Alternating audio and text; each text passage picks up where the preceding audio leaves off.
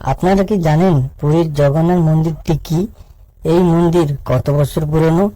এখানে কয়টি কক্ষ রয়েছে? এই মন্দিরের সুদর্শন চক্রের মাহাত্ম্য। চলুন আজ আমরা এই পুরীর জগন্নাথ মন্দিরের কিছু ঐতিহাসিক তথ্য সম্পর্কে জানি। ওড়িশার পুরীর জগন্নাথ মন্দির হলো বিষ্ণুর এক রূপ।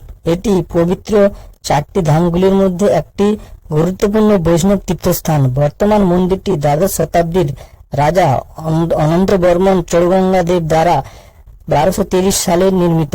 মন্দিরটি ক্লাসিক কলিঙ্গ স্থাপত্যে নির্মিত। মন্দিরটি চারটি প্রধান কক্ষ ও দুটি সমকেন্দ্রিক প্রাচীর দিয়ে ঘেরা। কক্ষগুলি গৃহকক্ষ, সমাবেশ কক্ষ, উৎসব কক্ষ ও রান্নাঘর।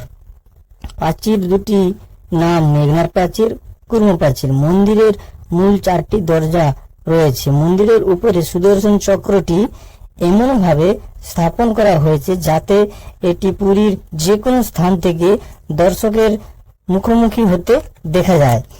জগন্নাথ, বলভদ্র ও সুভদ্রা পাথর বা ধাতুর পরিবর্তে নিমকাঠ দিয়ে নির্মিত, যা প্রতি 8, 12 অথবা 19 বছর অন্তর পুনর্নির্মাণ করা হয়। যেখানে পুরাতন মূর্তিগুলিকে আনুষ্ঠানিকভাবে কৈলি বৈকুণ্ঠে সমাহিত করা হয়। এই মন্দিরের প্রধান গম্বুজটি ছায়া কখনো দেখা যায় না। কোনো পাখি বা বিমান এই মন্দিরের উপর দিয়ে উড়ে যেতে পারে না। 214 ফুট উঁচু এই চূড়ার উপরে অবস্থিত পতাকাটি বাতাসের বিপরীত দিকে উড়ে যায় এবং প্রতিদিন এটিকে পরিবর্তন করা হয়। কোনো কারণে এটি পরিবর্তন না হয় তাহলে নিয়ম অনুসারে মন্দিরটি 18 বছরের জন্য বন্ধ করা হয়ে যাবে। এই পতাকা পরিবর্তন 1200 বছরেরও বেশি পুরনো একটি রীতি।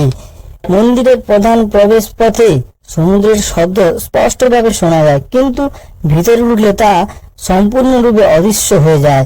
মন্দিরের রান্নাঘরে প্রতিদিন 20,000-এর বেশি ভক্তের জন্য রান্না করা হয় এবং আশ্চর্যজনকভাবে খাবার কখনো নষ্ট হয় না বা বেড়ে যায় না।